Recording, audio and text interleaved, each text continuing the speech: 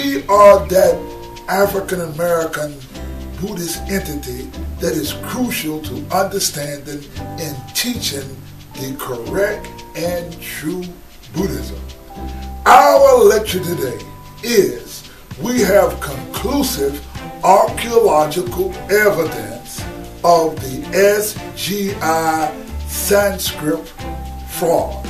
You know, it's Black History Month in America, and the reason that we have Black History Month is because during the time after slavery, white races extricated all of the black history from black people or from the world.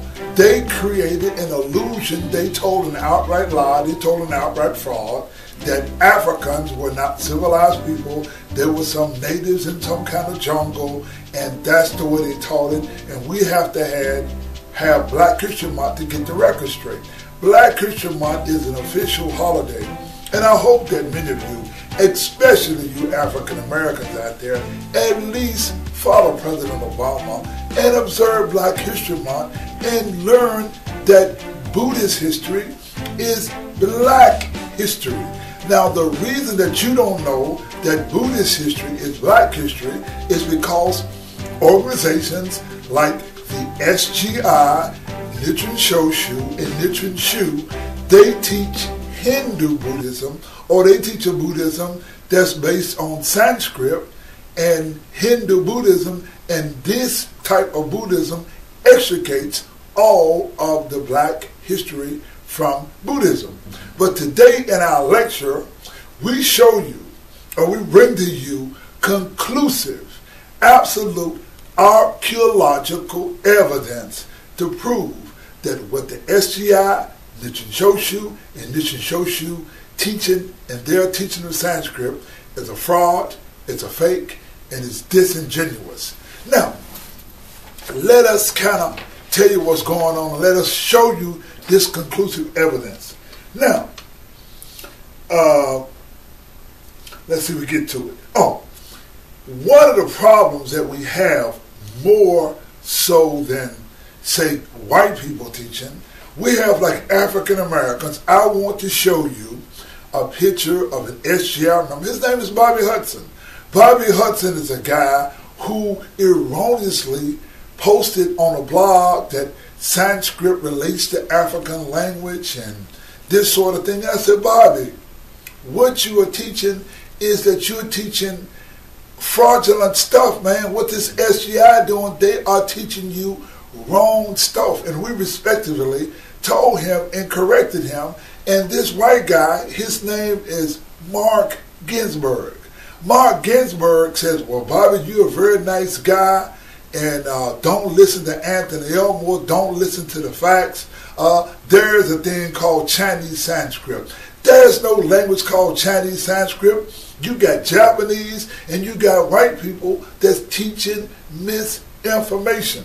But we hope today that by us bringing you scientific archaeological evidence of that Sanskrit language, that the Buddha never spoke Sanskrit, Sanskrit language is a fraud, we bring conclusive evidence of this, and that's why we are coming to you today. And you cannot listen to people like Mark Ginsburg or African Americans like Bobby Hudson or the SGI who put African American women in leadership position, and these women do not have a clue regarding black history or Buddhist history, and they go along with what the SGI teaches. We say that what the SGI is teaching is racism. Nichiren Shoshu and Nichiren Shu, these guys are teaching racism. But let us give you this conclusive evidence. Now, in 1996, 19 years ago, they found the equivalent of the Dead Sea Scrolls. They found Buddhist writings on tree bark, written in Kharosthi script. Now, ladies and gentlemen, I told you about Kharosthi script because let me show you that in ancient Nubia, the ancient Nubians at the temple, at Aphrodite Temple. Let's show you Aphrodite Temple. There is a temple of the Asoka Edicts. It is written in Karasi script. Karasi script is the language of the Buddhists. Karasi script is the language of black people, because the black people were Buddhists, and Buddhism was in Africa 1,000 years before it ever made to China or Japan. The Lotus Sutra was translated not from Sanskrit. The Lotus Sutra was translated from Sanskrit or Karasi. Now, this is what happened. Now listen very carefully. The British Library plus the University of Washington Early Buddhist Manuscript Project was founded in September 1996 in order to promote the study, editing, and publication of a unique collection of 57 fragments of Buddhist manuscripts on birch bark scrolls written in the Karasi script and the Gahari Parkit language that were acquired by the British Library in 1994. The manuscripts date from most likely the 1st century AD, and such are oldest surviving Buddhist texts, which promise to provide unprecedented insights into early history of Buddhism in North India and Central Asia. Now, let's go on further. It says, moreover, the discovery of substantial corpus of Buddhist manuscripts in the Gahari language supports the Gahari hypothesis proposed by past Ernest Weinskite, John Roth, and other scholars. According to this theory, at least some of the earliest Chinese translations of Buddhist texts were prepared from originals, not in Sanskrit as previously assumed, but rather Gahari.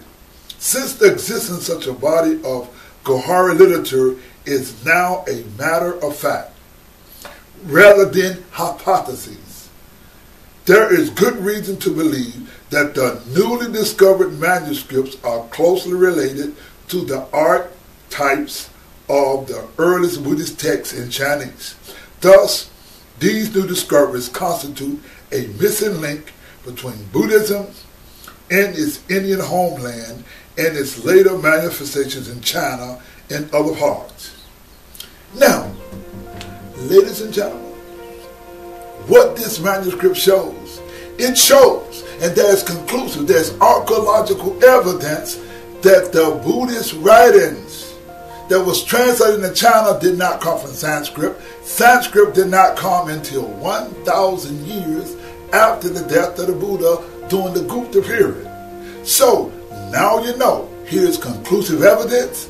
Now you know that SGI President Daisaki Keita, the Nichiren Shoshu High Priest, the Nichiren Shu organizations, all of them are telling you a lie. All of them promote Sanskrit. Sanskrit is a racist language. There was no Sanskrit. The Buddha never spoke Sanskrit.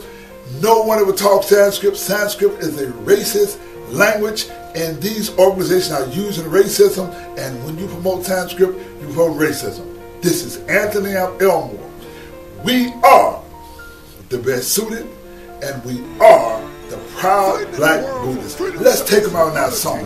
We're the Proud Black Buddhists. We are called the Proud Black Buddhists. We're going to put you guys on alert in the 15th chapter of Lotus Sutra, where the Buddha scholars of the earth. Them giant suckers who trying to knock us.